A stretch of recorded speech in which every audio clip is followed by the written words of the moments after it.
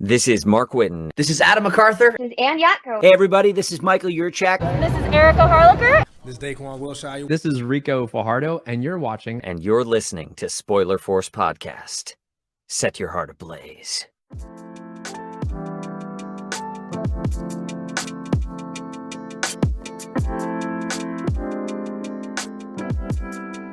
All right, so this is episode 137 of Spoiler Force Podcast. My name is Ricky, and thank you for tuning in. This week's guest, I have someone that I have been fortunate to know this year due to my cousin Michael, or Art by Kookie. This is Clark Rankins, or also known as Art by Clark. Thank you so much for being on the show, bro. Thank you for having me, man. Thank you. I do want to let the listeners or viewers know how we met the first time. We met at a mutual friend, Sean, I think for his birthday party. Yes. You were there, and we were talking about gambling or something like that, and that kind of just like rolled off, and that's how I got to know you personally. But I didn't know that you did art. Michael never mentioned that to me at all. It wasn't until like he started doing his vendors or his exhibitor stuff where he was like, "Yeah, Ricky, you should get Clark on. He does art." I'm like, "Who's Clark?" He's like, "The guy you met at Sean." He's like, the guy you met at Sean's party. I'm like, "He does art." So I looked up your stuff, and I'm like, "Yo, he's good." Yeah. So man, so, you know, just for folks who may not know you, man, how long have you been doing this? First off, thank you, man. I really appreciate everything, and glad I met you too, dude. I really appreciate everything and all of the support.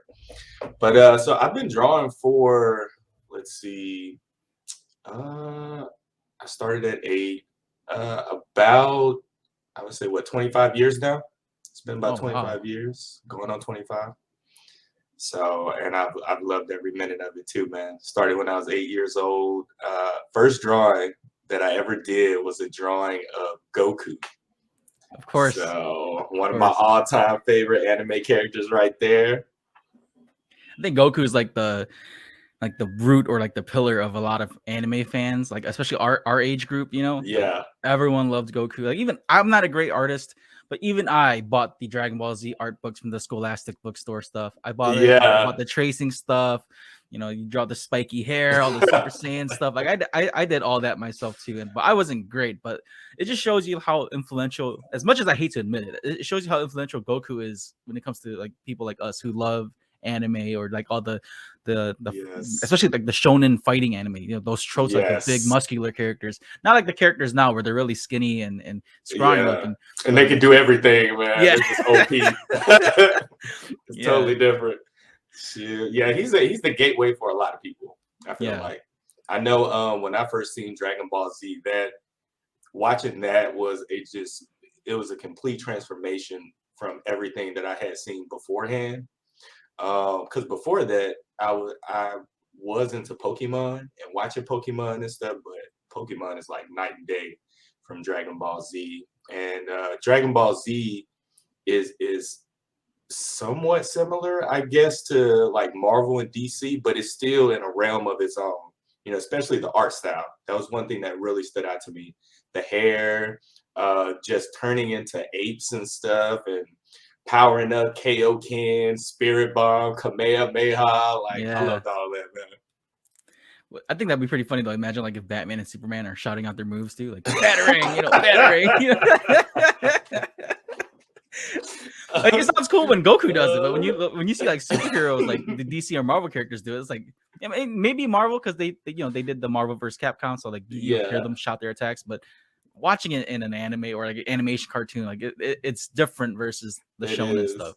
It sounds a lot better when it comes to the context of it is a lot better in anime versus like Western cartoons. It's the way that they do it, man. Because you know, usually when Goku's doing Kamehameha, the scene's changing. You know, you see the blast getting ready to come out and all that. All the energy's gathering. So they do it really well, you know. But like you said, if Batman was like a bat knife, you know, throughout something like that, it just wouldn't fit. You're like, what is he doing? All his villains like, what the fuck is he doing? Get ready, he's throwing a bat knife. You're like, hold up. Yeah, so I've seen some of your work, And I got to see it at Nishi Fest, but that wasn't your first convention, was it? Or at least your first exhibitor convention? So that actually was Nichi Fest. So I've done some stuff in Deep Ellum, but nothing. It was not even close to the level that it was at Nishi Fest. That was my first official like actual anime convention, having a booth there. Mm-hmm. Damn, the way how you and your partner how y'all were doing it, man. Like it seemed like you guys knew what you were doing. I didn't know that was your first time, and that's good to know. Yeah, thank you. Hey, that's good. That means that we did some good homework. Cause we were both like, man, we watched videos of Nishi Fest last year to kind of get a layout and see how to kind of set things up. And then on top of that, we just been watching YouTube videos of like information, like, hey, this is kind of what you want to think about whenever you set up your booth, all kind of stuff like that. And then we were bouncing ideas off of each other too. So all of that helped big time, made a huge difference. Yeah, I think that's a great way to for you guys to start, especially like it's not a small con, but it's definitely more local for sure. Yes. And like starting at a spot like that, and then like starting to get your fan base. That I think that's a great way for you and your partner to start on that kind of just getting your art out there. Because I noticed that a lot of the things that you do draw, a lot of it's more traditional art style. Like you still have like a sketchbook and you have your pens. Like you still draw by hand, which I mean, it's still great. But like a lot of the artists today, they're slowly transitioning. Even Michael, like he's transitioning to like the tablet or like the digital art. Is that something you're starting to dabble with yourself? I'm definitely starting to do that a lot more. So I've actually been into digital art for a few years now, maybe like 4 or 5 years now. But I don't normally post my digital art stuff online just because up until now, I've been so focused on the traditional side of things, just because that's what I love doing. But as time is going on, I'm starting to realize more and more, and I'm getting more serious about it. I see the benefit of doing digital artwork. So now I'm really starting to lean a lot heavier into my digital artwork creation. And I got a bunch of plans going forward too. Like I have a manga that I'm working on right now. The digital aspect is going to make that a lot easier to create that manga and work on the character creation for that and different color schemes. It just makes everything a lot easier, and it's very forgiving. It's very forgiving. So that's another thing. But yeah, I'm stepping a lot more into digital artwork. I'd say about up until this point, 90 to 95% of the stuff that I have done has always been traditional. But going forward, it's starting to become like more of a 50-50 type split. Yeah. So yeah, that's a great way to kind of just like not so much wean off to step in both worlds. Because I like I said, digital art now, I mean, especially with all this AI stuff too, right? Like everything is just like digital. It's you have to do it quickly to share your stuff now. Because like I mean, traditional art, it's like the form of it's still good. It's a great base to still draw. Because like if I honestly don't think like drawing on a tablet, I think drawing on a tablet versus on paper, it's still a very different feel. Yeah. Oh, 100%. Yeah. Especially with just how slick the screen is. So one of the things, one of my art friends, he put me onto this, but there's a screen protector that you can get that feels like paper, more so like paper. So now when I'm drawing, it feels, I mean, it's not like exactly the same, but it makes a big difference. Like there's actually some grit to it, So it makes a big difference, man. It's been helping me out a lot. And also too, have you been seeing all the AI posts on Facebook that everybody's been doing? Yeah, Lance app, whatever it's called. Oh dude. my God. Everyone has been doing it. I'm not gonna cave into that. I mean, it looks cool. It does. I've seen some posts, dude. Like a lot of art, like even Ozzy made a post about it. Ozzy has the virus. Like a lot of that art is, I guess you can say, theft. I don't want to say too much about it. I don't know the story behind it or what it is about, but apparently a lot of artists it's upsetting a lot of artists that are, doing traditional and digital art. And it just makes the competition that much harder now because you can just go through an app and like create something out of nothing versus getting commissions by someone who can actually draw and do that or do styles similar to that. And I don't know, man, like I honestly think like these apps like this, it's cool, like all the filters and stuff like that, but it gets very repetitive. It's very recycled. Everyone jumps on this like for the first couple of weeks. I'm pretty sure within like the next month or two, it'll be gone. Like everyone's gonna forget about it. Yeah, I know. Speaking about the dev side of the AI side of things, I know I've also heard that how it depends on how they write the programs for the AIs and where they're getting the source information for like the data. As far as like when you type in, hey, I want a brand new anime character or draw a female in the sky or something like that. A lot of people say that I don't know, I can't speak for every program, AI art generation program out there, but I know a lot of them, what they will do is they will scan a bunch of images on the internet and then they will combine those images to try and generate like a brand new image that has never been seen before. And I think that's where a lot of the artists are coming from when they say they're stealing other people's artwork. And there's been a lot of instances too where people will generate this AI art and it will look strikingly similar to something else that's already been done before. So that's another side of things. But I think it's really cool. I think it's one of those things that can be a double-edged sword, you know, depending on how you use it. If you're doing definitely it for fun, yeah, if it's for fun, like for social media use, and yeah, just like sharing stupid shit like that, then yeah, it's cool. But I think the problem is when people start making money off of it. yeah, I think that's I mean that's definitely like the biggest issue for a lot of things. Once you start making money off of something that you don't have to really work hard on, it's too easy, you know? Like like kind of like how YouTube reactions are. People hate YouTube reactors because they watch other people's craft and react to it and then they still get paid for it. So you don't have to like work hard for it. Yeah, it's very easy, man. And you know, it's going to be interesting to see how things progress with this because I could see. So you're going to have the group of artists that just utilize this and solely just use AI art, but then they'll be straight up about it. They'll be like, "Hey, all of the images that you see are AI generated. Yeah, I sell it." But then you're gonna have people that like lie about it and say, "No, I made all this stuff up. I did it all 100%." And it's gonna be interesting seeing them like get called out because they're full of BS. Yeah. Oh, that like that goes for everything, man. Like pretty soon, like, everyone's gonna be like a freaking cop online, you know, like, oh, you didn't put your captions in, like this is AI generated, you know, like stupid little shit like that. And then of course, like you said, there's gonna be people out there that ruins it for everyone. You know, maybe people genuinely want to share AI art, but then when people say, when there's other folks out there who are like ruining it for everyone saying, oh, I made this by hand, I made this myself. It paints a bad light for all the other artists that are genuinely trying to share like AI art, like genuinely, instead of just saying that it's there. So it's like walking on eggshells, bro. It's so tough, man. But like I said, I really think that this is just a little phase. It'll go away.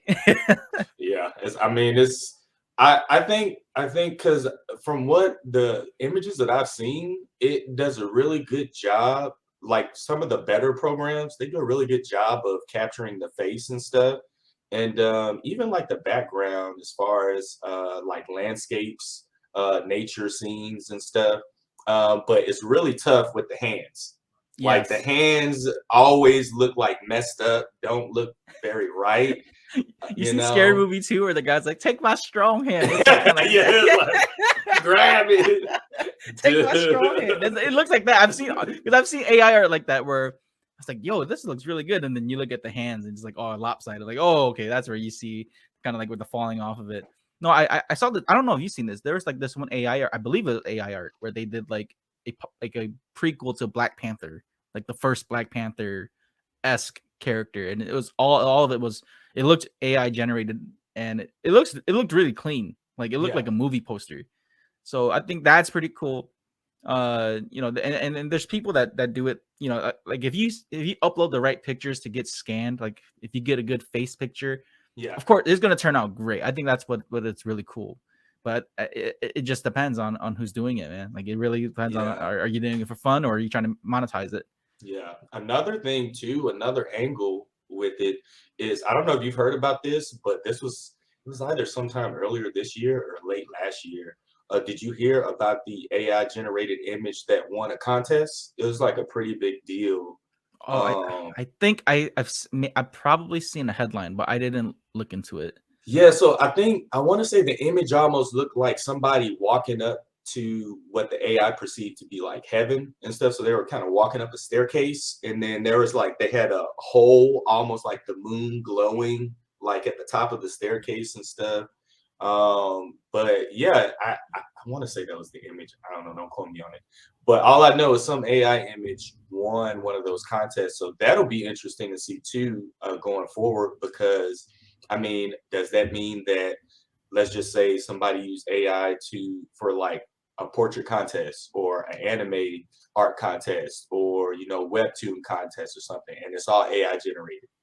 Will they have to add in that line now saying, no, we don't welcome any AI art generated pictures or images in this contest? Or will they be like, that's fine?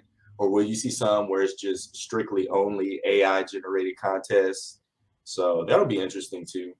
Yeah, that's a great point, dude. I honestly think they're just gonna make more categories at this point. Yeah. Like there's no way people are, like, especially if like digital or traditional artists are like really hardcore about it. There's no way they're gonna Yeah. try to compete with AI artists. They're gonna be like, no, Yeah. they need to have their own category. It's kind of like their own sport, sort of. Let I them, agree. whoever's doing that, do that. But then I don't know, man. Like, there's gonna be some of those folks too. Like, it has to be fair and everyone has to be included. Like, there's gonna be those people, and it's. Yeah. I honestly think like the more we push those kind of boundaries, dude, it's just gonna ruin it for everyone, whether you Yeah. enjoy it or whether you're serious about it. And even for me, dude, like I love artwork, but seeing stuff like this, like just seeing how, like, I don't want to say triggered, but seeing how like upset artists are over like already just a starting point of this AI stuff. Yeah. And who knows if it does continue, let's say like 5 years from now, dude, like it'll really like water down the market too, because it's already hard enough. I mean, and I'm pretty sure you know this from experience. It's hard already to be an artist during this time. Even though it's easy to share your stuff and upload pictures and do all that, you have to consistently be drawing, consistently be Yeah. sharing, consistently being on social media and trying to network. And even though these are great tools, the competition is huge now because everyone's doing it. Yes. Yes, it is. Yeah, I agree, man. That's a big thing. It's just making everything a lot harder for all of the artists that are already doing their thing, trying to get their name out there. It's a lot harder to break through the crowd now that you have all this talk about AI generated art, and then now you have it's as easy as download a program, go into a website, and just type it in, you know, superhero man, superhero woman, anime character, whatever you want to do, dog, cat, wolf, lion. It's as easy as that. So that's definitely going to make things a lot tougher for artists going forward. But I also think too, the other side to that is it will also highlight why artists are still needed, because Yes. yeah, you can get somewhat specific with the AI generated art by typing in like certain words and stuff, but it's not to the point to where it's so specific down to the T. Like you could literally, it's almost like you have to upload images or you type in a phrase and then you hope what it spits out you like, or is close to what you're going for. Like if I got a sheet of paper right now, I could sit down and draw exactly what I want to. Right. I don't have to worry about a program guessing for me and hopefully getting it right. So it's gonna be something, man. It's gonna be something. And the thing is too, I see it only getting better as well. So it's really going to, like, imagine what it's going to be like in the next 5 to 10 years. When you can actually enter in with more accurate precision to get the program to say like, hey, I want a guy walking a dog down the street. you know, now you can bring animation into the picture and stuff too. And then talking about colors, I mean, really, I don't know. I think it's hard for me to say exactly what it's going to be like, because I think possibilities having to deal with this are pretty endless. Like right now, we're just seeing kind of the beginnings of it, you know? Yeah, I think it's a lot of trial and error at this point. Oh Like yes. I think I don't think it's anything big to worry about until we're until the point where you can talk to your phone and like, hey, draw this for me. Oh You can yeah. literally Oh describe yeah. it and it'll draw it. I think that's when it gets like that's when it's like Yeah. you should start worrying. Like That's when you exactly what I'm talking about. yeah, when you can start describing shit to your phone and it draws it out like that. Okay, you don't even need to draw anymore at this point. You can just got to know your words. Oh man, that's gonna be a scary time too. And you know, since they got AI generated art now, you know there's AI generated music as well, which I is did not know that at so all. the AI generated music is way newer than the AI generated art, and it doesn't sound as great.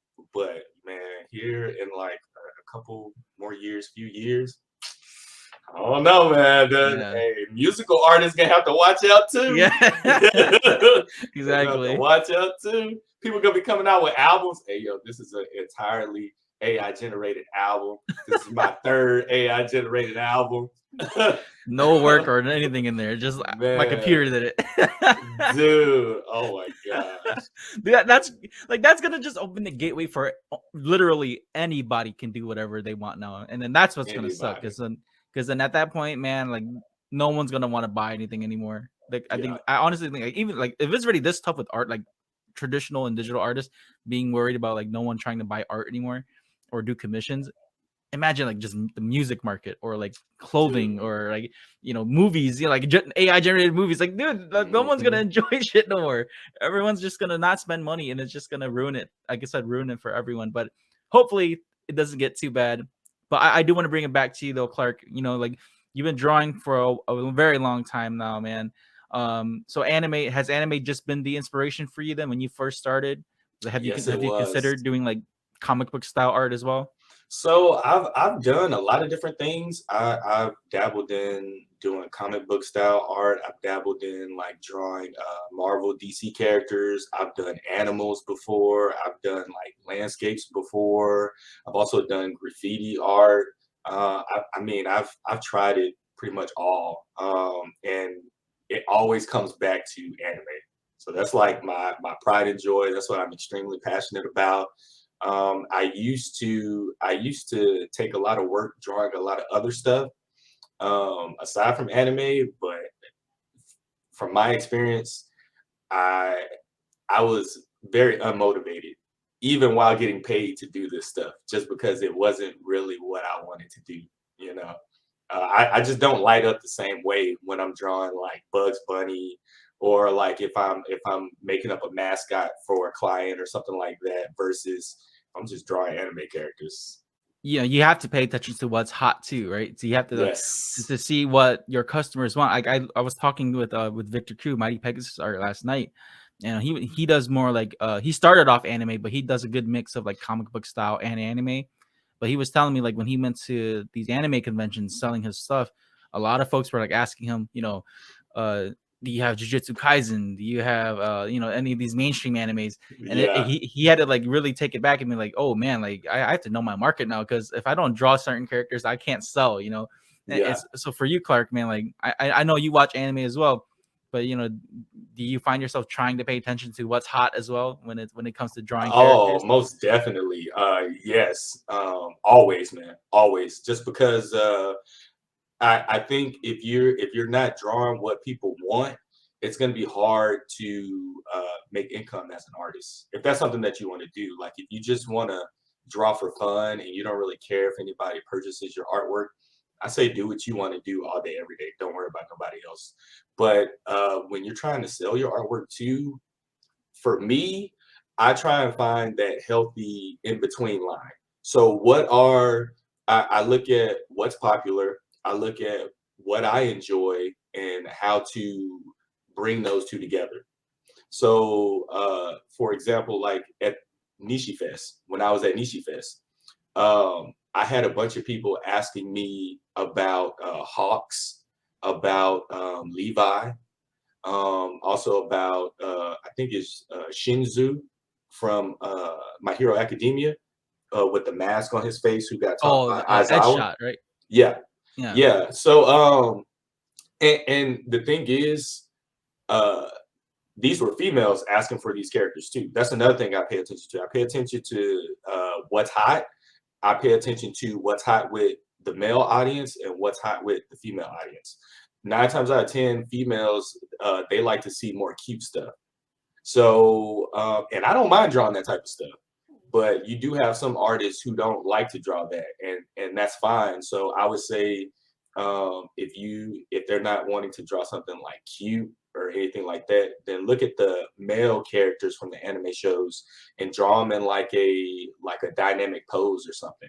You might want to draw them with their shirt off or something. That's really gonna sell to the females. Or you already know, draw a female and like a bikini or something. That's gonna sell to the males. Like draw Nami or something.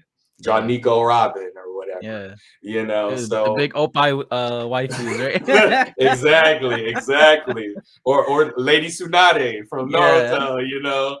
So yeah, I'm always paying attention to what's going on. And then me personally too, I just like to know what are the hot animes out right now. I like to know what are the hot animes out right now.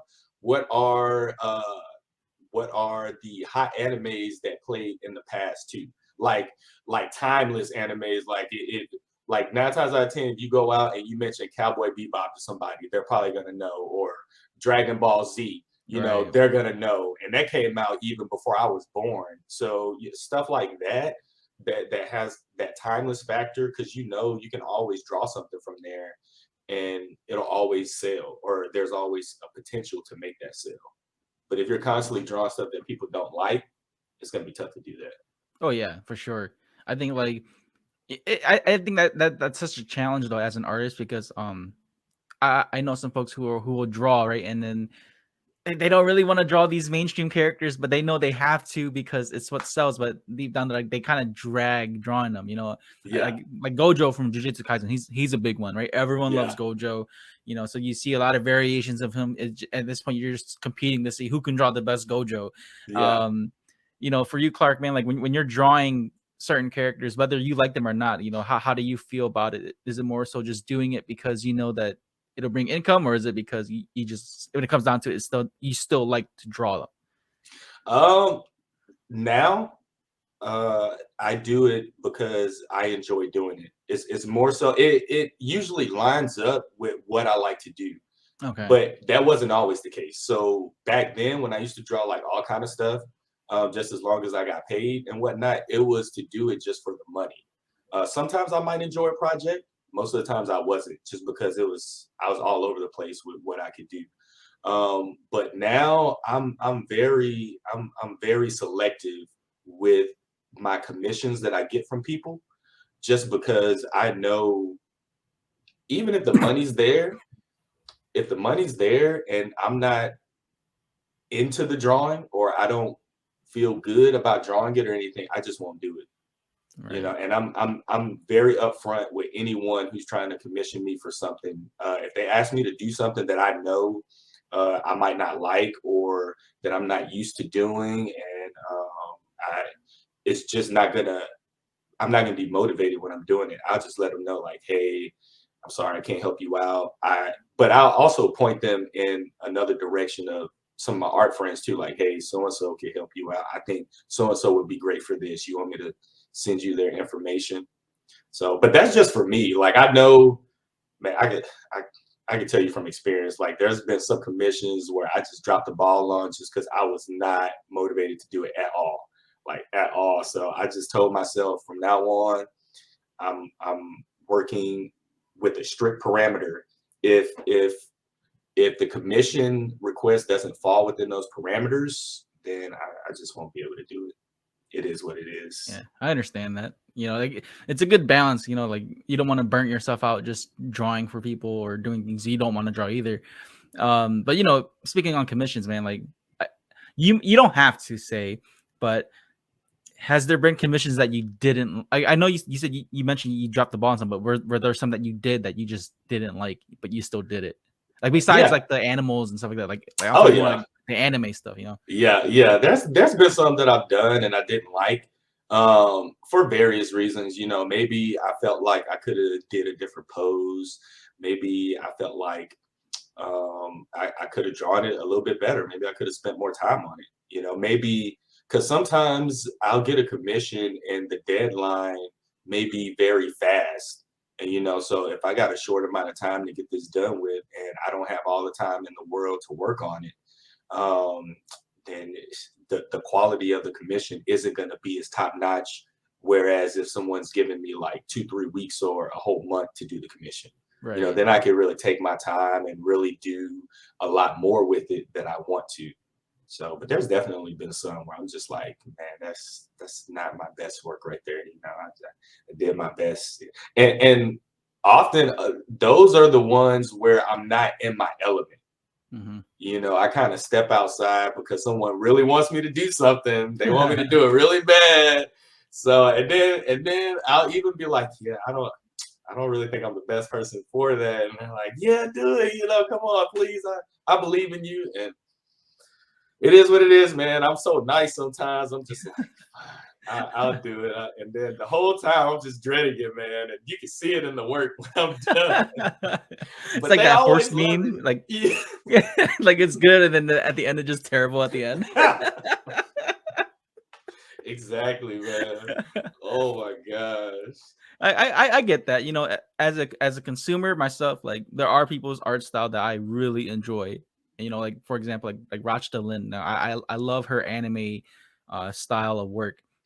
It's very like it looks very retro at times, but even your favorite artist can't draw things that you want. You know, like and I think that's where I understand when it comes to when talking to all these different artists, like yeah, their styles are great, but sometimes the style that they have, like kind of like fighting, you know, sometimes your style doesn't go well with what you're trying to do, so you have to adapt to a different artist or learn or go to someone else. And I completely get that, you know, and hearing that from you, dude, like it's kind of a reminder for myself, like don't push your artist friends to draw something for you that they don't want to draw either, you know.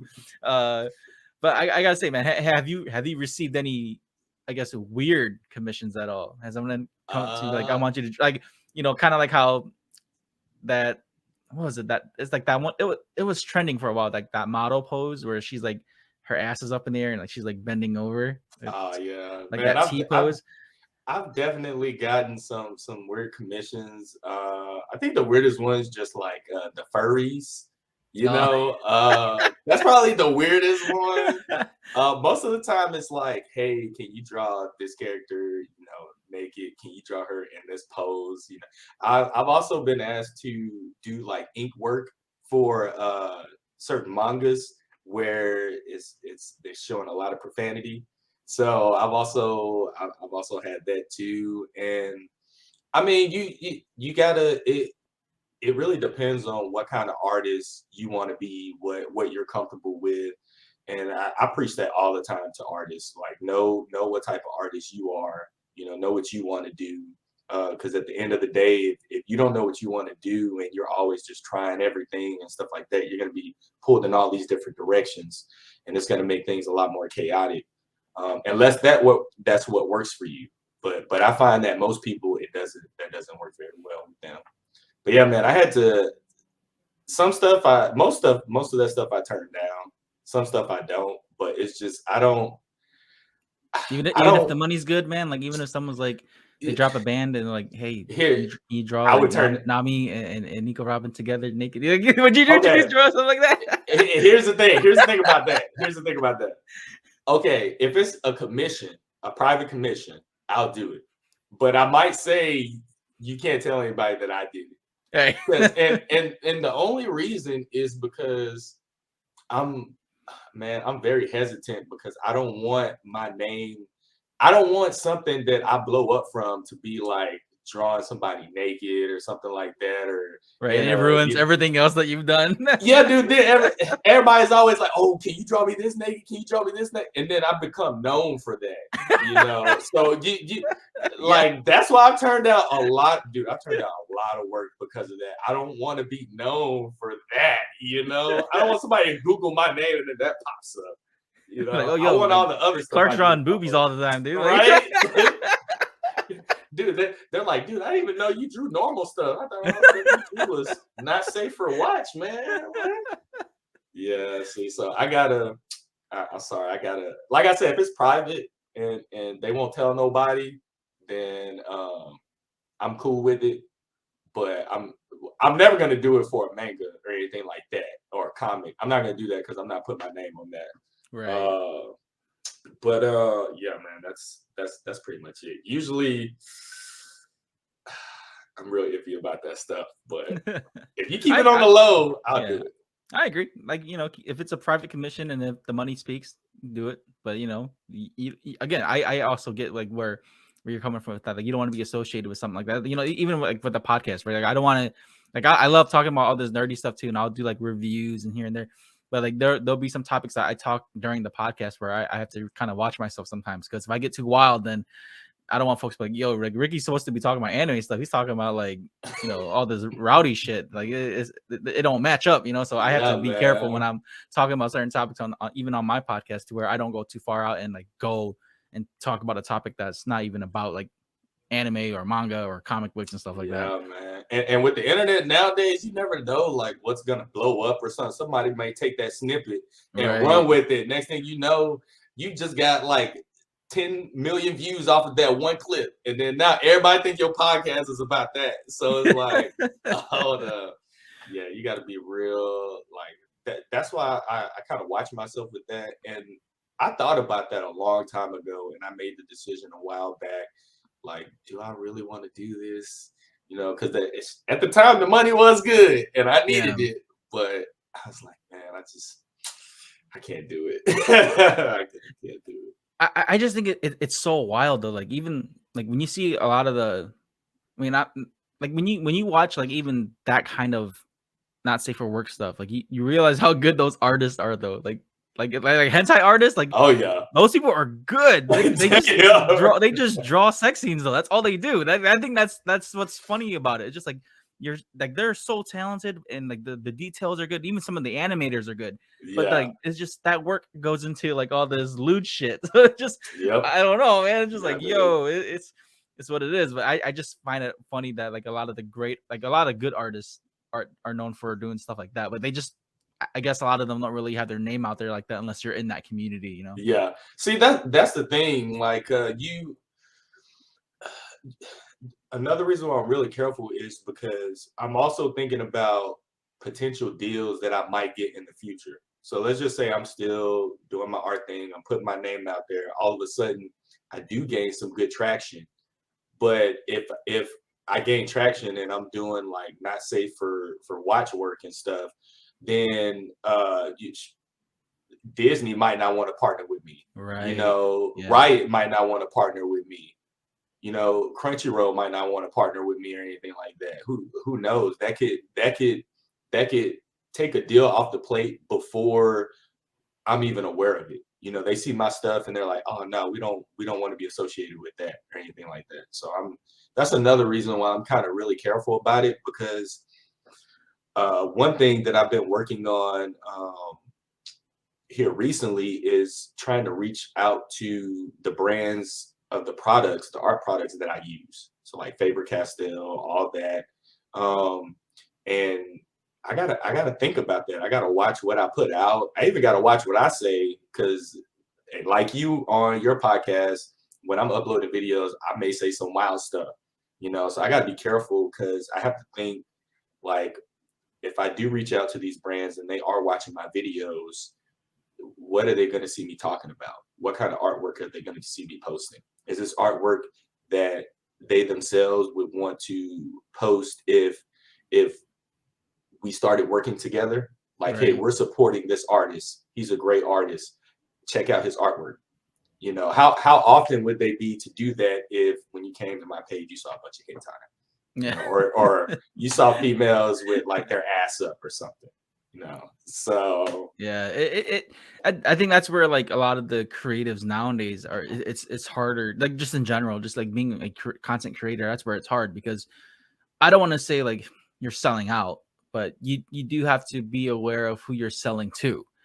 And I think that's what's so tough right now, because the internet is just a wild place. Like any little thing, like something we might say on this podcast might make someone upset, like exactly. And so I think that's what really sucks about being or trying to be a content creator, is because maybe one day you say something and it was on a good day, it was good. The next day it could be a bad thing. It's just like, man, like at this point, like for me, I've taken it more to as like, I'm just gonna say what I want to say, but I'm not gonna be like outlandish with it. I'm not gonna I'm not gonna be like, I don't want to like, how can I say that guy?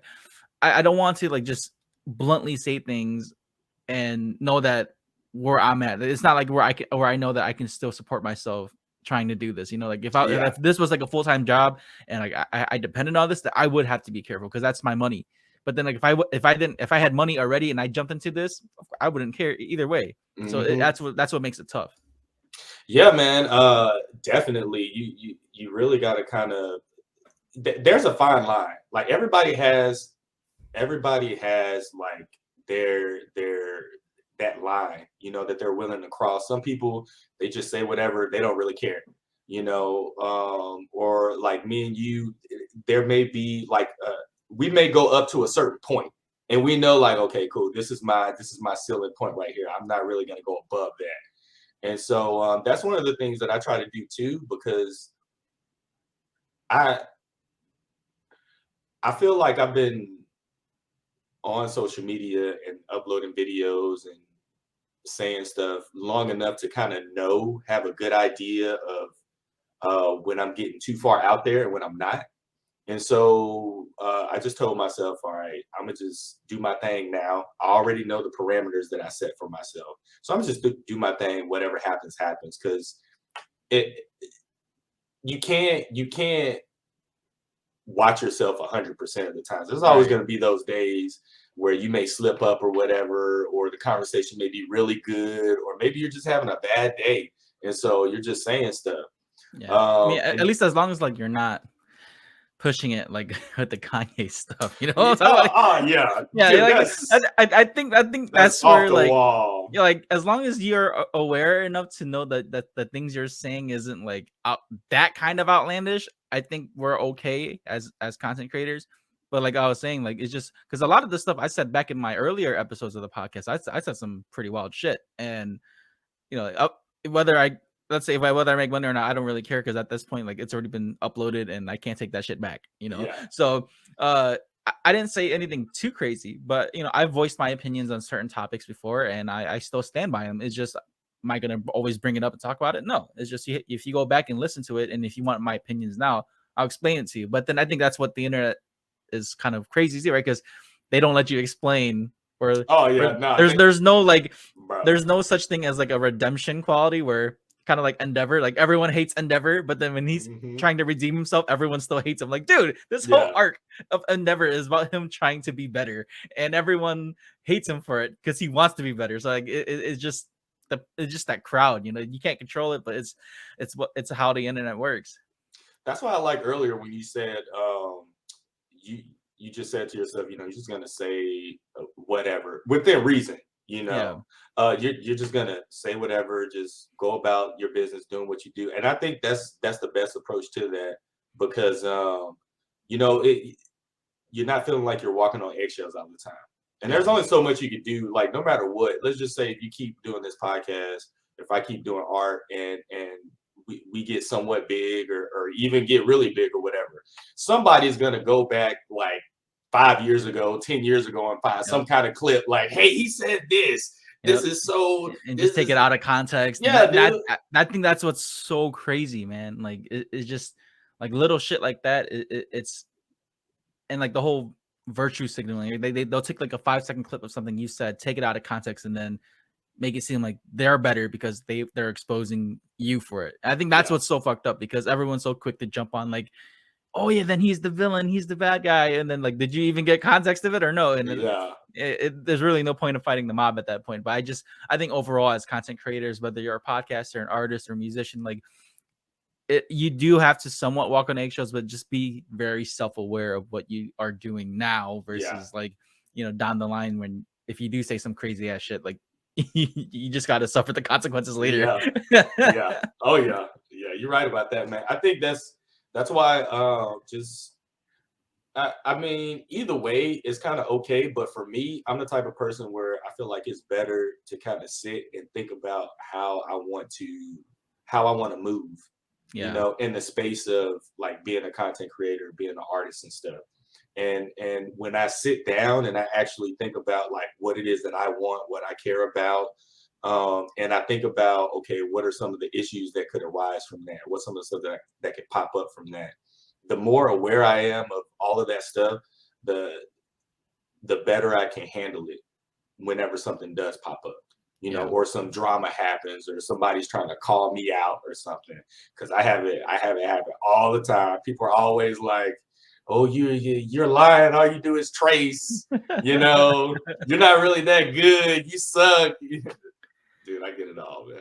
So that is a great topic you bring up, because I think a lot of artists get that flack for it, where when you're drawing like other characters versus like an original character. So like, for example, if you're drawing like Kakashi, right, or Gojo, and the way you draw them is similar to the original artist. So like, when you catch flack for like tracing, you know, what goes through your head, man? Like of course people don't know that you're, or maybe they don't even see you hand draw it, but like what goes through your head when you get called out for that, right? Or not called out, but when they accuse you of they be calling me out for it. They'll call me, they'll accuse me, whatever. I mean, it is what it is. It's gonna happen.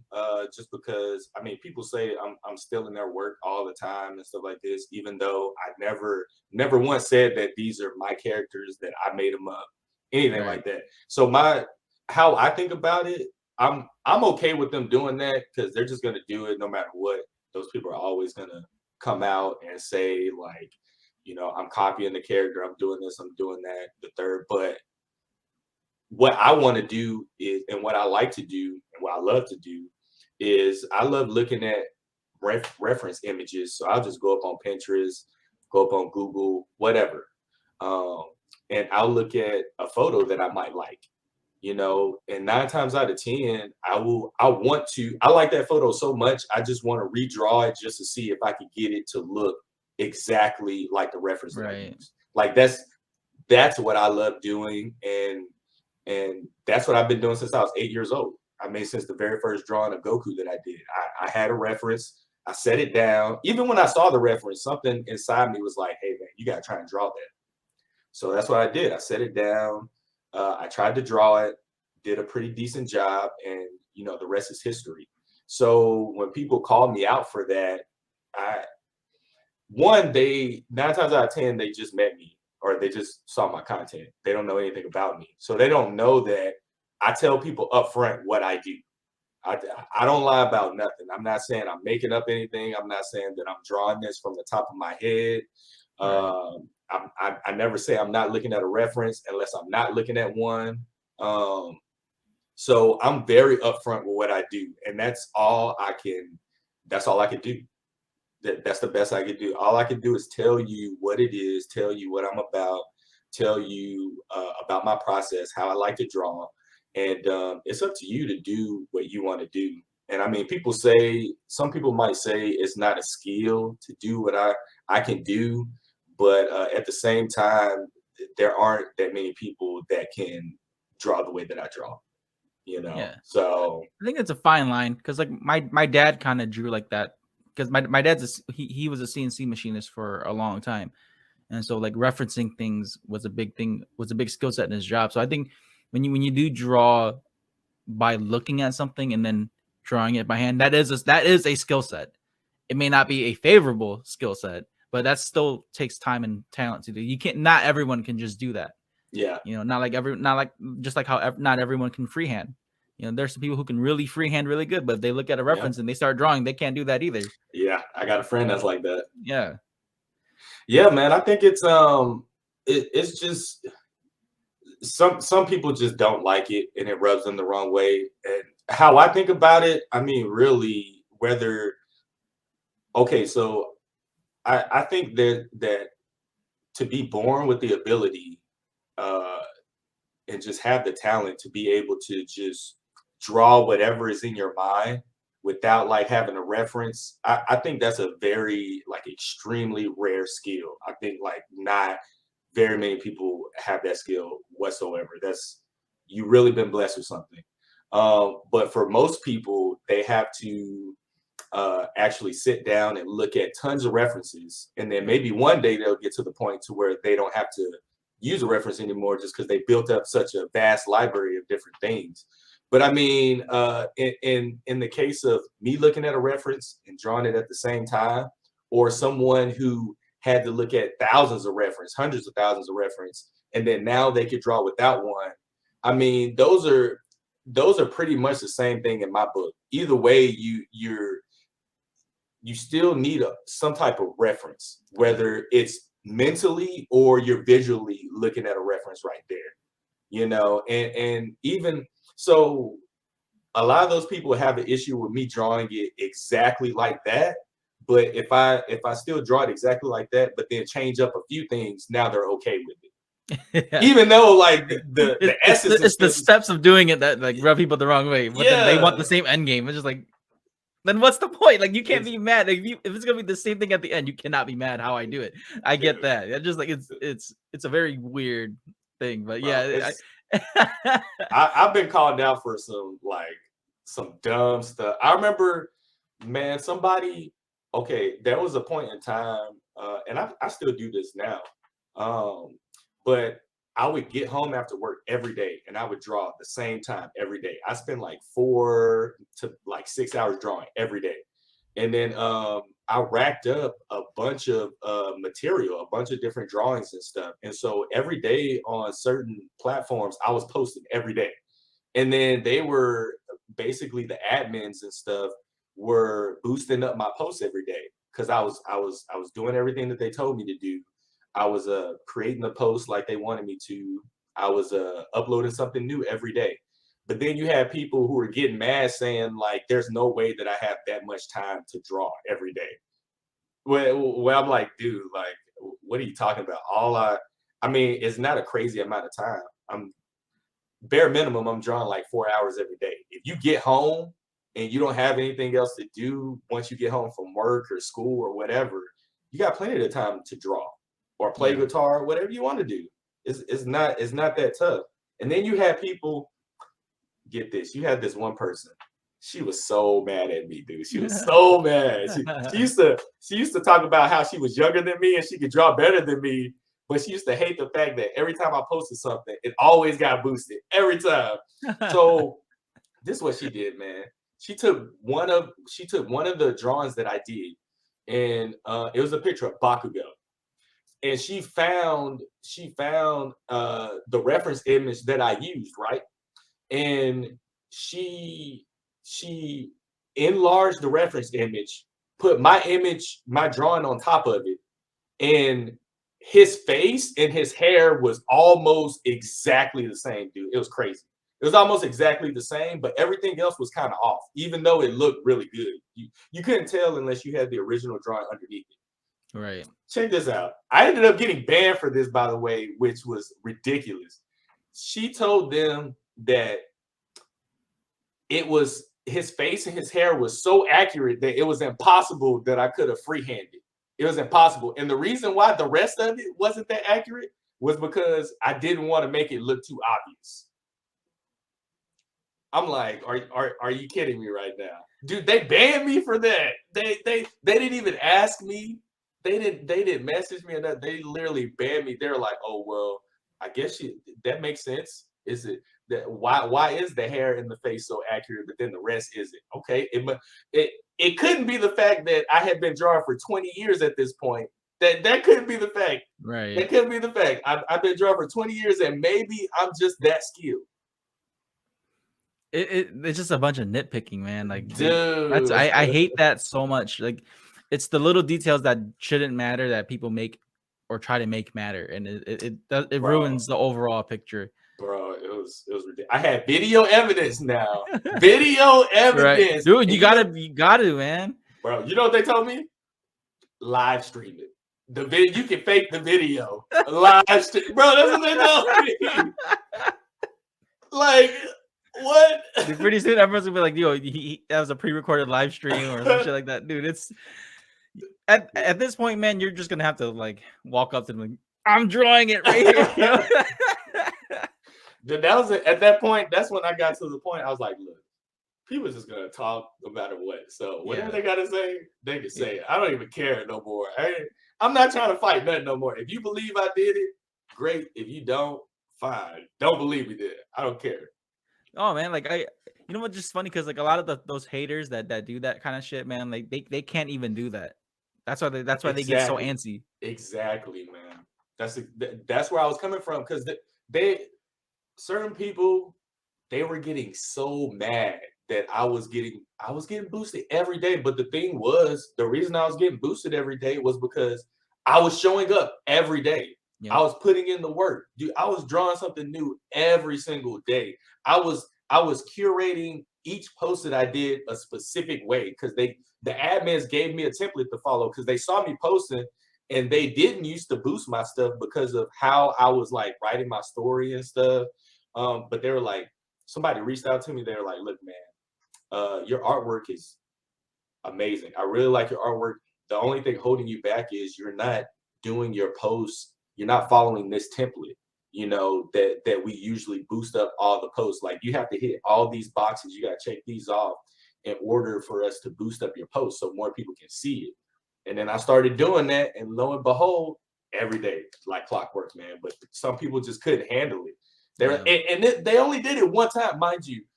They only boosted my post one time every day, and this was alongside of like at least 50 other different posts. Yeah, but people are just a bunch of haters. Dude, they are just a bunch of haters. Hardcore, man. I think that's the thing too. Like especially with the algorithms nowadays, dude. Like if you're not consistent, it doesn't matter how good you are because. Yeah. Like even for me, like just like I'm, it's so hard already trying to be consistent with this podcast. You know, there's editing involved. I have to make clips. I have to share posts. I have to, you know, promote my episodes or promote myself or promote the guests I have on. Like, there's so much that goes on with it. Like it makes it very hard trying to live a regular life versus trying to balance this out too. So like. I get it, man. Like, but you know, you found your flow. You're being consistent. Coming home from work like that, you know, the consistency just helps, and folks just don't like it because they're not consistent like that. Yeah. They. I mean, I'll always say consistency will be like the best, well thought out video. Even if the quality is way better, that person will get beat out almost every day by somebody who's showing up consistently and putting in the work, you know, versus somebody that's one video this month, another video 2 months later or something like that. Yeah. Even if they're amazing looking videos, you know, you gotta stay on people's mind because it's hard. It's easy for when somebody to see you and they're thinking about you right then and there. But what are they thinking about all those days that you're not posting something? It's a lot easier to forget you. Yep. You know, so that's one of the main reasons you got to keep showing up. But a lot of what's not talked about, like you were just saying, was everything that goes into it, aside from when we're just on the podcast talking like this, or you're talking to somebody. You got to reach out to people. You got to set up the date. You got to make sure all your equipment is good. Then you have life going on outside of this. Maybe you got a full-time job. Maybe you go to school. Who knows? Like there's a bunch of other things that go into it. Then you're probably doing research. You got to research. You got to, now that you want to do a podcast, you're on YouTube. Now you got to learn all about YouTube. You got to learn about SEO. You got to learn about thumbnails. Anything that can help your video out, help push your video out to more people. Now you got to learn more about that, and that takes time. Yeah. I really like that you brought up the whole idea of staying on people's minds.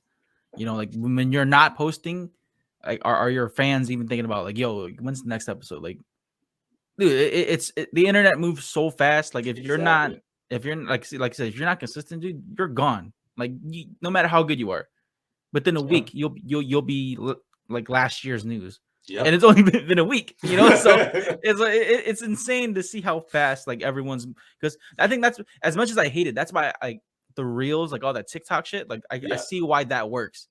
It's quick, it's simple, it's there. But I just hate it because it's not, to me, I might sound like an old head, but it's not real content to me. A 10-second clip does not define hours and hours of work. And that's what I really hate about, like, you know, TikToks and YouTube reels or shorts. And even Facebook's doing it. Instagram's the one that, like, what started off as pictures is now promoting reels. You know, so it's hard. They got to. I mean, I think TikTok forced both YouTube and Instagram to incorporate that, just how they did it. I mean, it's definitely, I agree with you as far as like 10 seconds there's only so much you can get across in 10 seconds, you know, and you can't push down a video that's like an hour long into 10 seconds. You know, there's just no way to do it. I mean, you can't even really do it with a 30-minute video or 15-minute video, really. But one of the things that I do like about it is it has really turned discoverability on its head, or like the old way of being discovered, especially with like Instagram. You know, if you had a lot of followers back in the day on Instagram, that's how you got discovered. That's how your post got pushed. Now you get on, I mean, it's the same with Instagram, TikTok, and YouTube Reels. Now you get on, I mean, YouTube Shorts, I said Reels.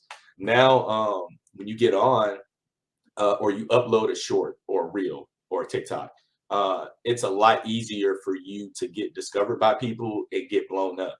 So kind of what I like to use the short clips for are almost like teasers to the longer form content.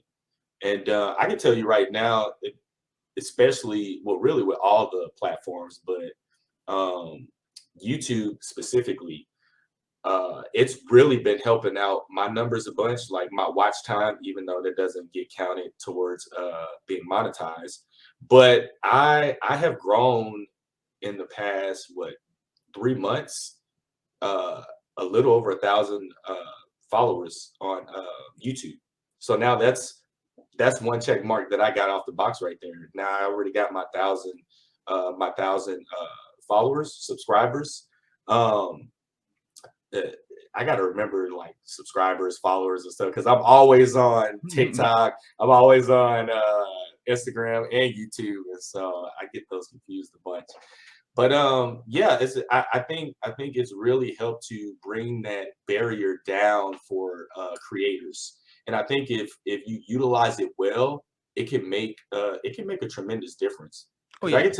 I can tell you now, I've been earning a pretty decent amount from like my reels and my TikTok videos. So that has really helped to catapult me to kind of like a new height.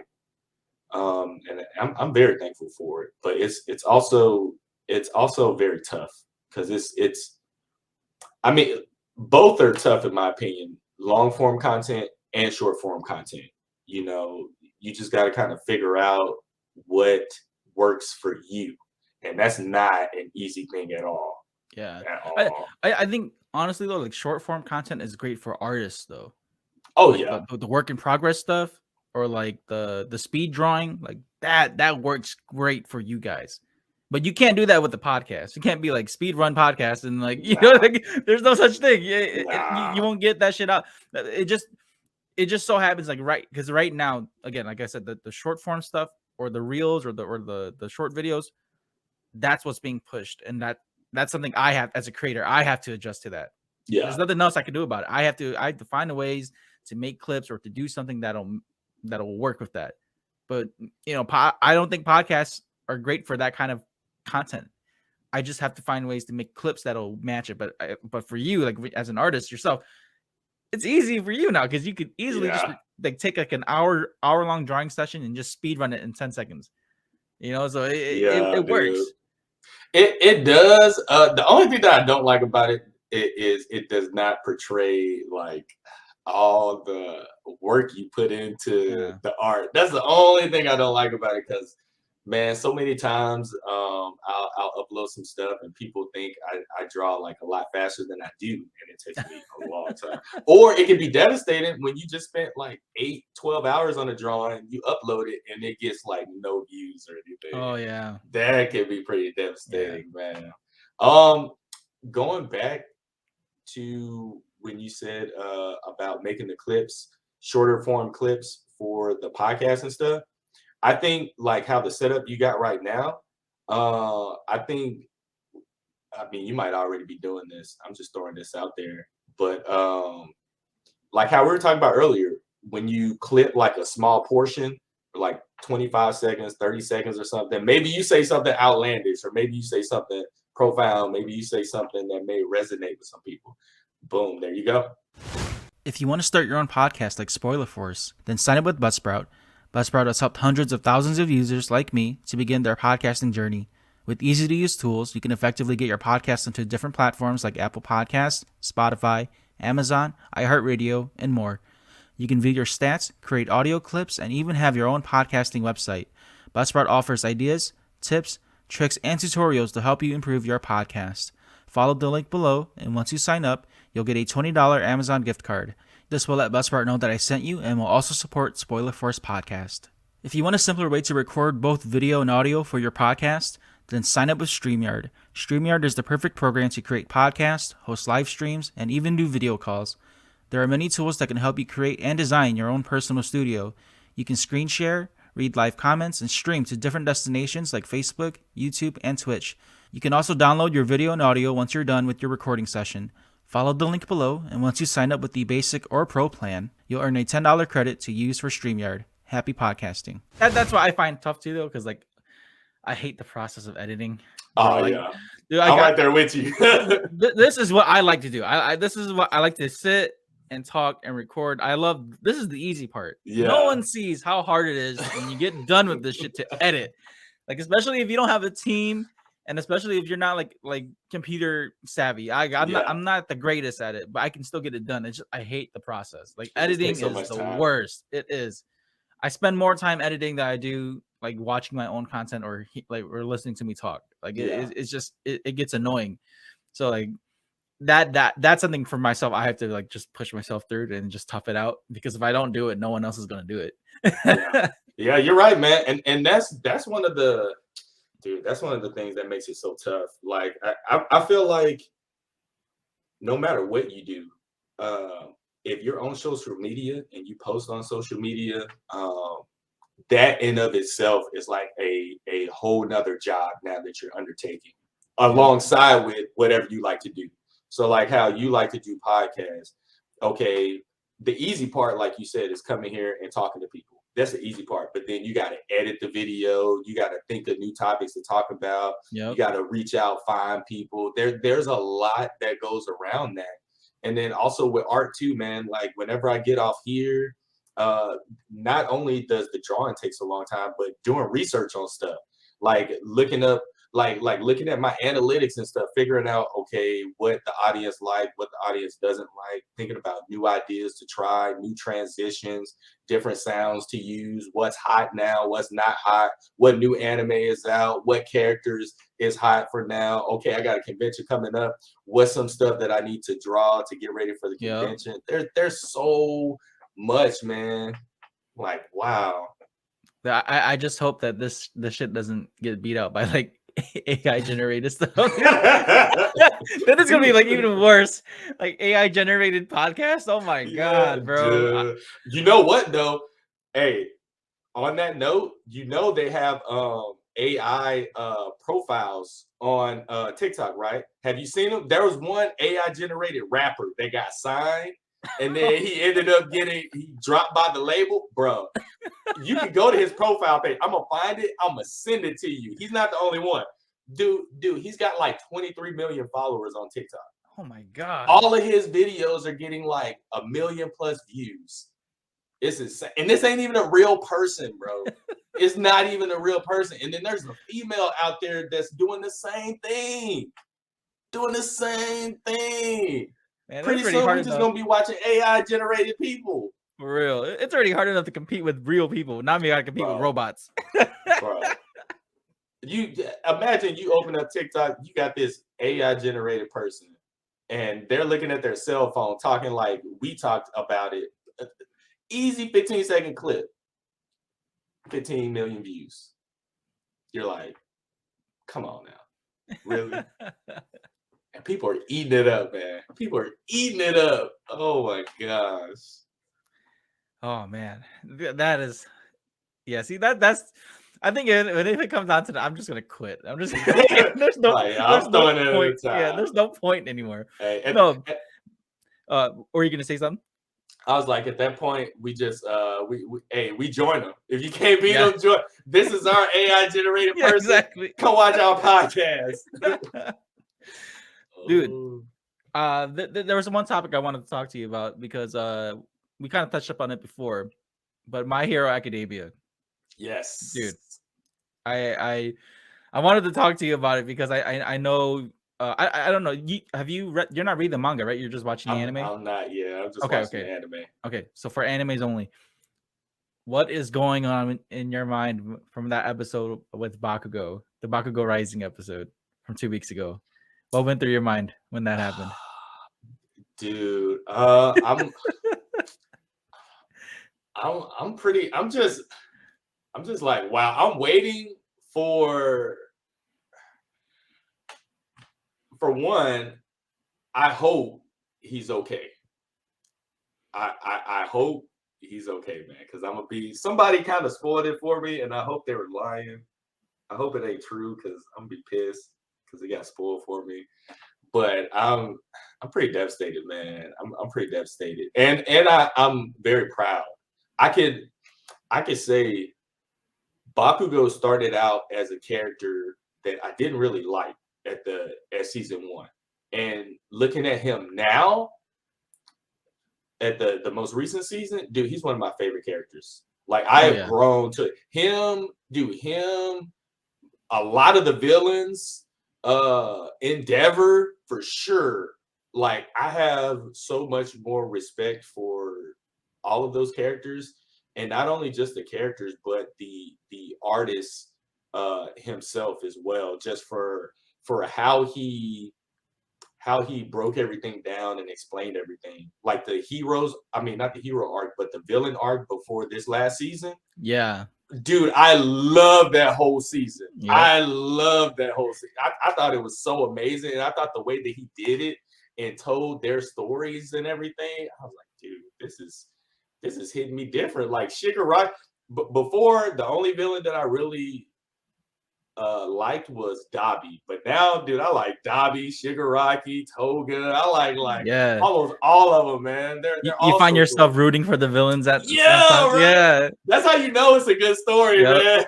It's not like black and white. It's not like, oh, I hope they beat them and stuff. It's like, dang, man, he is kind of evil, but I get where you're coming from. Dang, it's kind of hard to be mad at him. I get that 100% because when I was reading the manga, when that season was coming out in the manga format, like I was like, yo, dude, like at this point, maybe I do want the League of Villains to win. maybe I want them to win. Maybe not so much All for One, but dude, like maybe Shigaraki needs to win, man. Like let this dude win. Like his backstory is just so messed up. It is, and they give you a reason to why he hates the heroes. It's not like some petty shit where like they didn't. Like, it's not on some petty shit, it really comes down to like he came from a family of heroes. His grandma was a hero, and then you find out that because of that, it ruined his relationship with his dad. And then when he had powers, his dad still called him like a monster or some shit. Like little details like that, like explains so much of Shigaraki's actions. Now, what's fucked up though is like you see how manipulative All for One is. He took advantage of that shit. Full advantage. Full advantage, man. That's what makes All for One such a good villain too, though, because he doesn't care. Like at the end of the day, this dude doesn't care. That's what makes a great villain right there. That's how you know, man, because they just ruthless. They're just freaking ruthless, man. But yeah, man, just watching everything Shigaraki went through. I was at the end towards that season when he was fighting old dude who was the mafia boss or whatever. I forget with the big nose. Yeah. I forget his name. Redestro. Yeah, Redestro. When he was fighting, dude, I was rooting for him so hard, man. Like, I was like, let's go. Come on, man. And the thing too, like Redestro wasn't no slouch, dude. This guy had some amazing powers. Like dude, stress, like stress was his strength. Dude. If I had that quirk, I'll be destroying everything. He was insane, man. Like and like he gave Shigaraki a run for his money up until where Shigaraki just like unlocked his full potential. That's where I thought where his powers of decay was like crazy, because it wasn't so much him touching anything. As long as he was just around it, that shit is gone. See, that opened up a whole new door for me when I saw that too. And you could tell when Redestro saw that and noticed that, he was like, all right, I can't mess with this guy. I can't beat him. And then him too, not only Shigaraki though, but man, with twice his ability too. And then Toga's as well. The fact that she can not only turn into you, but use your powers now, like, hold up, bro. Hold up. I remember reading that panel in the manga, and I was screaming at my phone, like yo, like what the fuck is this? She used Ochako's quirk, dude. All right, I gotta bring this up to you. Like this isn't a spoiler or anything, because it hasn't happened in the manga yet either. You remember back in season 2, I believe season 2, or season 2, where they were was it season 2? Maybe season 3, when they went to the camp and she took some of Midoriya's blood. Yes. She still has that vial. So I don't know. Could she use that? And if she does use that, does that open up the door? Maybe she will inherit All for One or something. I mean, I know they say you got to eat a person's hair or whatever. But I mean, you still have to ingest the DNA of that person. But like, even if Deku isn't willing to share that power, but the fact that Toga's ability is to be able to use a quirk, and she's got his blood. That's what I'm thinking. It might work for her, dude. But I don't know. Is that what you're asking? Like, like that's the question. It's just like, because even in the manga, that none of that's happened yet. It's just more so. I've been theorizing this a lot, because if she can, from just a small sample of Ochako's blood, use her power like easily, even if, let's just say, if One for All doesn't work, there's still a possibility of her still using it to transform into Deku like that. I think that's going to play into a key moment later on in the series. So I don't know, man. I always felt Toga was up in the air. Like she could either turn or I guess in a way redeem herself, but I highly doubt that. I mean, she's a killer at this point, but I think she's the wild card at this point. Yeah, I mean, I agree, man. I definitely think the door's open for her to possibly gain that power. But I also do see how she couldn't gain it, and the only reason I could see that is because when Shigaraki tried to steal All for One from Deku, this most recent episode, he wasn't able to because the power rejected him, I guess, or whatever they had to deal with. So I can see something similar happening to Toga. Maybe she ingests the blood, and then all of a sudden she's in that world where Deku goes to when he talks to like the past users of All for One, and then maybe they reject her out of it or something. Or who knows? Maybe it doesn't work like that. Like, and that's also like, back in like the Class A versus Class B, where Monoma copied Deku's quirk, and he's like, dude, your quirk's a dud. Like, it doesn't work.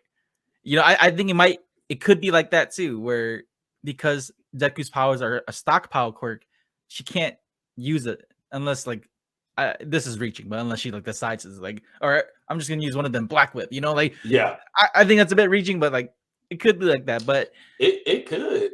Yeah. I mean, it'll be interesting to see, man. Or who knows? I mean, I think this is very unlikely, but maybe she somehow sees all the errors in her ways and she goes good, and then All for One is like, okay, because we can really tell that her heart has changed. We'll give her access to the power now. We'll allow her to use it. Or maybe All for One takes One for All from Deku. He actually steals it. He steals the quirk, and she saves Deku with it. I have your blood. I have your blood. Use it. I think that would probably be that would be one of the best theories right there to actually come to fruition. Because you've seen the Heroes Rising movie, right? Yes. Where Deku and Bakugo share the power. Yeah. You know, I don't know if you know this, but apparently the writer said that was like the script for the actual ending for My Hero, where Deku loses his powers at the end. Like that was written out to be like the ending he wanted, but it wasn't because of how the manga is or how it's turned now. I still believe he's heading that way, to where maybe he doesn't share his powers with Bakugo, but maybe eventually he'll lose it. But that's why I said, like, maybe that little vial of blood she has, maybe she gives it to him and he gets it back. I could definitely see that. I could definitely see that. Man, there's just so many there's just so many possibilities right there. Because for one, I could see him losing it just because of like how brutal it is on his body right now. Or like you said, maybe it gets stolen.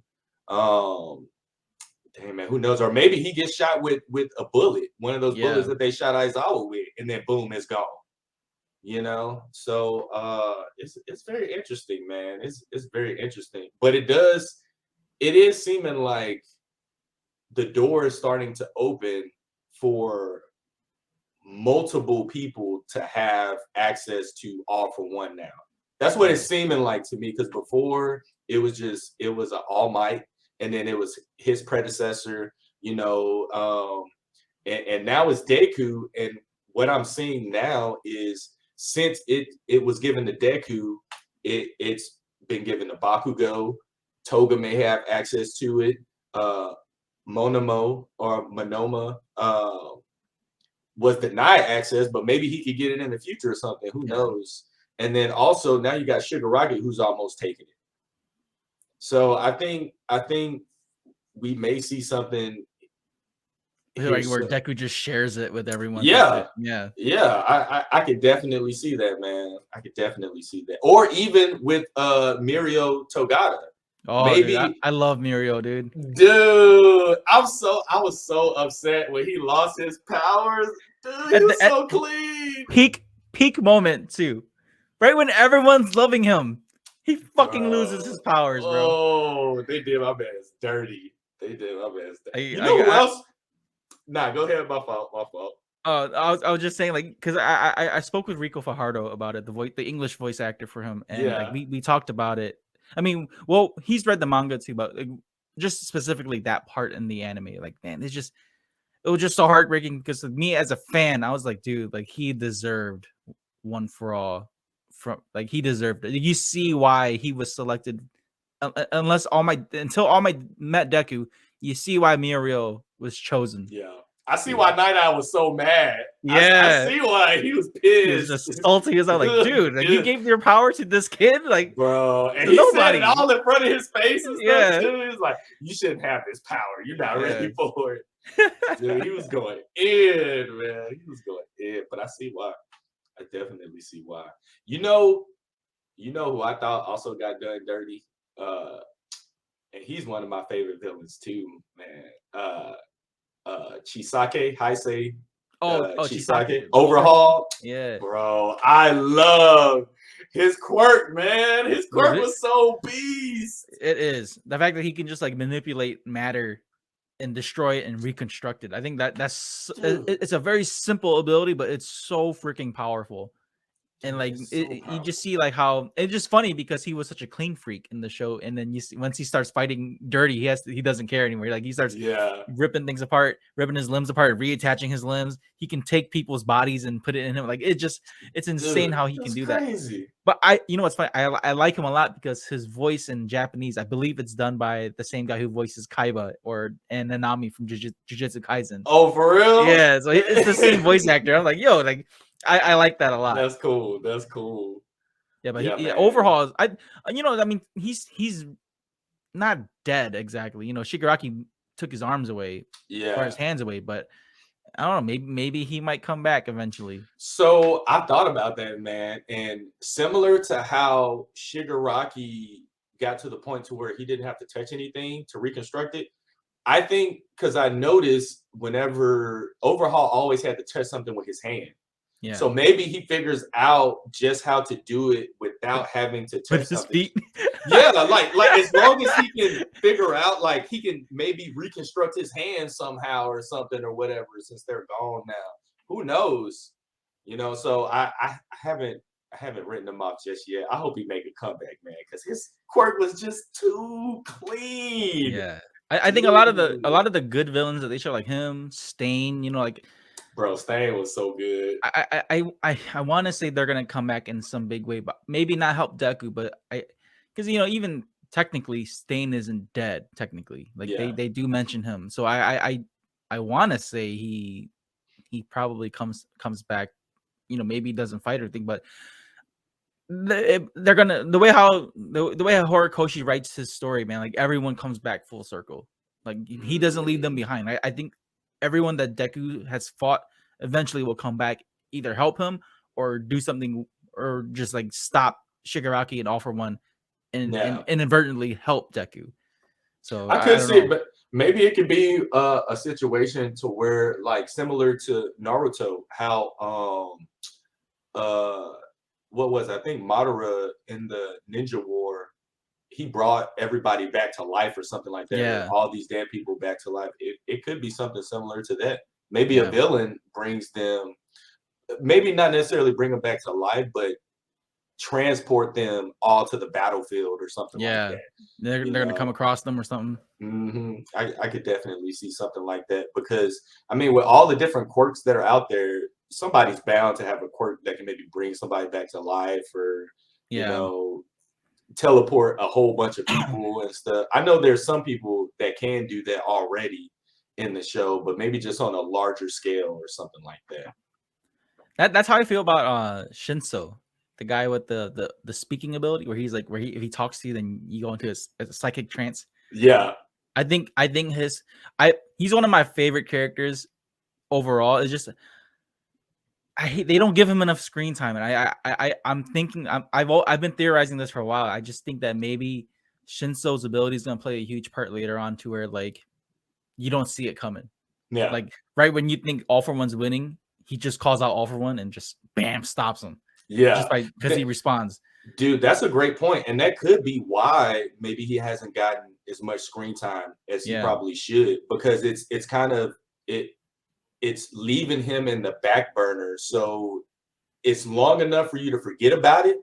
But then when it does happen, like you said, you're like, oh, I should have known something like that. Yeah. I could definitely see that, man. Because I felt that way with Monoma, the guy with the copy quirk. I felt that way about him. The way how they introduced him, I was like, there's no way they're not dropping this kid. Yeah. He's going to be around. You know, like a lot of the Class B characters, they're going to be around. And they did. Look at Tetsu, the Iron Kid. Dude, the steel quirk, dude, he's around. The girl with the big hands, she's around. The mushroom girl, she's around. Oh, like, a lot of Class B, man. They're a bunch of killers in that group. They are, man. And that's one of the things that I like about the anime as a whole too. Like, you get to see where a lot of the characters start out with their quirks versus how they progress over time, and how they learn how to use their quirks in different ways and stuff that you might not even thought about beforehand. Yeah. You know, I think that's really cool, man. And sometimes they'll take quirks, like you'll be thinking one thing, and then all of a sudden they use it for something else. You're like, dang, that just flew over my head. I had no idea. Yeah, like seems so obvious. The mushroom girl, man. When they fought her, like she was putting spores in like their necks and shit, and where she choked out Tokayami and he couldn't breathe. I was like, that's a nasty quirk, man. That like is mushrooms, dude. Dude, off something just like so simple like that. You would have never thought, man. Yeah, I love the way how Horikoshi writes, man. I just hope that he doesn't like. I love the story, but I'm also like a big like Death Note, Attack on Titan type of fan, where I want to see things get destroyed. I want to see the hurt in these characters. My hero is a little bit too lighthearted for me to be like, I'm always rooting for. I want as a viewer or like a reader, I want to see a moment to where like I want to see like an Eren Yeager moment. Like I want to see them just lose, you know, like or get hit hard. And how are you gonna come back from that? I love seeing moments like that. I mean, my hero. Oh, go ahead. I remember I was gonna mention Naruto. And I mean, this was like very short-lived, but one of the best moments that I really loved about that anime was when Pain showed up right above Konoha and just annihilated the whole village, dude. Annihilated the whole village. I was like, oh, did that just happen? Pain is still to this day one of my top tier villains. Like Same. just like from him killing Jiraiya first, him invading Konoha, taking out Kakashi, taking out the village, and then even like beating Naruto to an extent. Like I was like, dude, like I'm like the League of Villains. Like I'm rooting for this dude. Like I hope you win, man. Like especially his speech to Naruto. He did the all talk no jutsu back to Naruto. It's like, well, you hate me. Doesn't that make you a villain too? Like, yep, dude, man. Naruto actually got lucky that he reconsidered and he brought everybody back to life. He got lucky because he could have destroyed them if he wanted to, man. If he really wanted to, he could have just been like, look, I ain't bringing nobody back. Right, he could have just been petty. I'm like, good luck. You know? Naruto lucked out on that one, man. Big time. But yeah, dude, it's just when I'm watching anime, my thing is the fight scenes. Like the fight scenes gotta be good, man. If the animation not there, 9 times out of 10, I'm probably not gonna watch it. There are some special cases where I do, but man, it gotta have action. Like I think that stems from all the Dragon Ball Z you've been watching, bro. And that's why I liked it so much too. There's so much action, dude. I mean, but like back then though, it was with Dragon Ball Z, bro. It's like 50 episodes of you watching people go to the planet, train, and then like 5 episodes of them fighting. You know? But dude, when they were fighting, oh my gosh, man, I think that's the one thing that made Dragon Ball Z so good, though, because it wasn't. No matter I love the story, but the fight scenes like mattered. It was like always life and death type shit. Yeah, like even like when Krillin and Gohan fought the Ginyu Force, like you felt like terrified for them because they're not the strongest characters, and then they're teaming up with Vegeta of all people during that time, especially. And then like you're just like, yo, when is Goku gonna get there? Like this dude is still on his way to Namek, bro. Come on, man. And then when he finally get there, okay, now he got to go in the little thing to heal up. I forget what they call it, but the little chamber thing, yeah. While they were I was really upset about that after they fought Ginyu, and then they spent all the time. He spent all that time healing, and then Piccolo, Vegeta, Gohan, Krillin, they're struggling against Frieza, bro. Oh my gosh, I was like, come on, but you know what though? That also makes the fight scenes that much more enjoyable. Because if you were like a little kid like me, because I'm just thinking back then, I was like 8 years old, 9 years old, and I'm watching this, right? And the build-up is insane because you're watching like 20 episodes of like all this stuff setting up and everything, and finally when the fight happens, you're like, let's go! Let's go! Like the moments are like when Goku finally arrives, it's a huge deal, right? Because like when Frieza got to that final form and pretty much killed Vegeta, it's like, yo, if Vegeta's out, that's it. Like, dude. Like the other characters, as much as we love Piccolo and Gohan and Krillin, like you knew that those fuckers were gonna die unless Goku was there. They ain't doing nothing.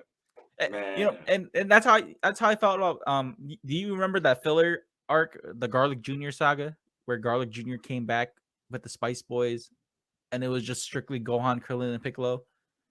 You remember that where Garlic Jr. like spread that gas around Earth and they became like vampires or some shit? It was a small little filler arc. Garlic Jr. was that in a he was a movie villain. He was a movie villain, and then they turned was it into he silver? That little ball head, and then he'll grow into like he's the one that was immortal. He's that little like dwarf looking character, and then when he powered up, he got to like this big blue huge body and shit. I think I do remember that person. Yeah, he was like silver. He looked almost silver or something. Like he had like pointy ears, and he just had beef with Kami the whole time. Dude. Yeah. So that arc, I remember this specifically because I was still in first grade. I remember coming home, and it's a filler arc. So like Dragon Ball Z filler arcs, I liked because it made sense to where like it's still kind of intertwined with the story, but it wasn't canon.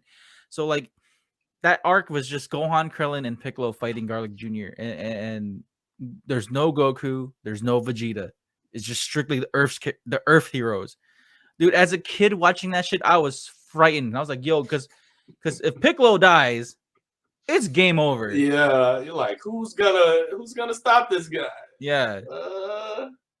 So like I still remember like watching it as a kid, and I was like, yo, man, like it was terrifying to see like the heroes that you knew were strong but not strong enough. And then like again, and we're growing up with Gohan, right?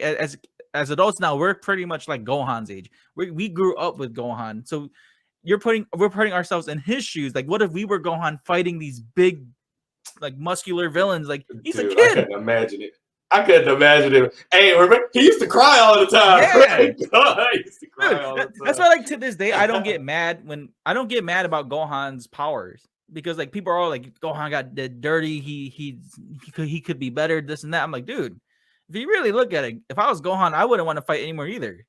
Like, I would hate to fight if I was like an adult, because you do that your whole life from being 4 years old till now. So everywhere you go is like, oh, somebody's trying to destroy the earth now. It's one thing after another. And imagine the training that he went through, being as young as he was with Piccolo, bro. Running from dinosaurs and stuff, having to like kill them and fend for himself and figure out, bro. He went through a lot, man. Yeah, I would definitely like just be like, fuck it, I want to live a regular life. Exactly. Like, like, and you know, I think that's a big, like, I don't want to say controversial, but it's definitely a topic for Dragon Ball Z fans, because you got the diehard Gohan fans, like especially with the latest movie that came out this year. Yeah, I honestly was not a big fan of it. I felt like they just pushed it so that Gohan and Piccolo can be up there.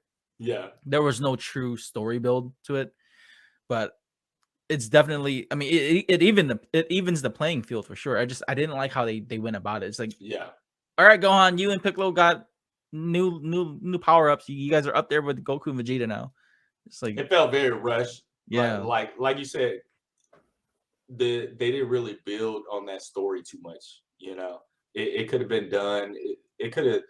You could have taken a little bit more time, planned it out a little bit more, built up the story more, and even added that into like maybe Super, built up to it, and then release the movie there.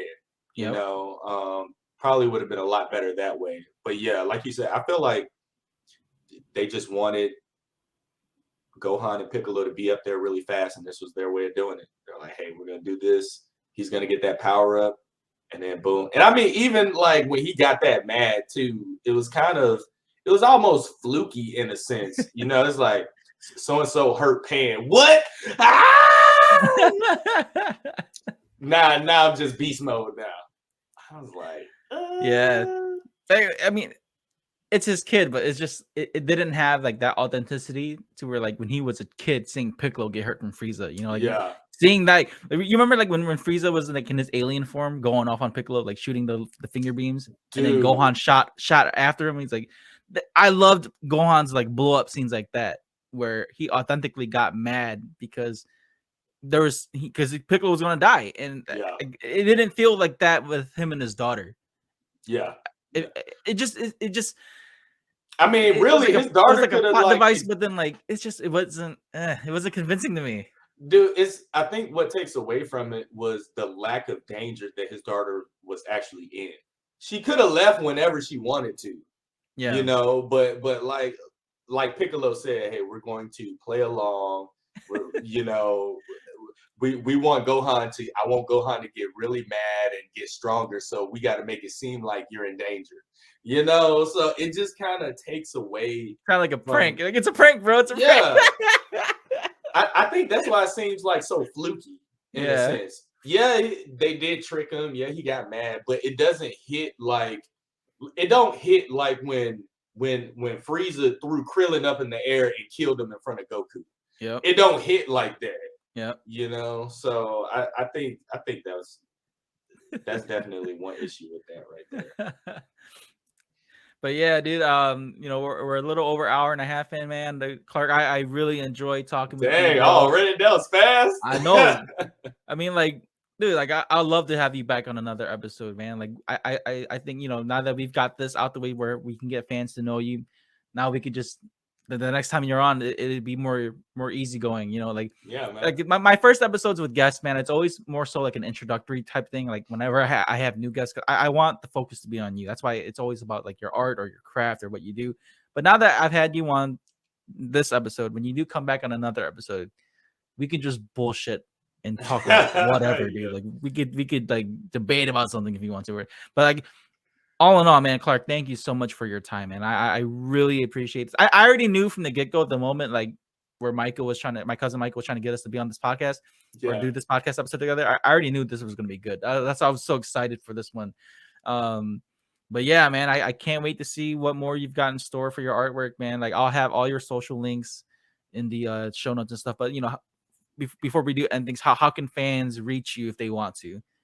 So definitely you can hit me up on IG, too many _ art by Clark, and that's the number 2 MMNY _ art by Clark on IG, and then on YouTube and TikTok it's just art by Clark. And again, I'll have that all in the show notes description as well, so you could follow Clark on all those platforms as well. Man, like before I wrap things up again, dude, like I just want to say thank you, dude. Like this was a great episode for sure. I really enjoyed this. I hope you did too. I'll let you know when this drops. I'm gonna try to at least get this out the same week I drop Victor's episode, so it'll be not so much back to back, but it'll be like a few days apart. But yeah, man, dude, I love to have you back on again, dude. Maybe sometime next year, like early February or something, or before you start hitting up cons, like we can talk about that, but yeah, man, this is pretty much it, dude. Thank you so much, man. I really appreciate it. You're welcome, man. And I'm happy to be on whenever. So hey, just hit me up, let me know, like, hey, this time worked good for you or whatever. We'll figure it out and I can come back on because I really enjoyed it. I really appreciate you for having me on here. Great discussion. So I'm down anytime, man. All right, man. You heard it from Clark. This has been another episode of Spoiler Force Podcast, episode 137. So make sure you like, share, and subscribe to Spoiler Force. Make sure you follow Clark on those platforms, on those social media platforms. Go check out his artwork. And make sure if you do see him at conventions, go buy his stuff or get commissions done by him. I have a few things of my own. And yeah, thank you guys so much and have a great day. Y'all take care.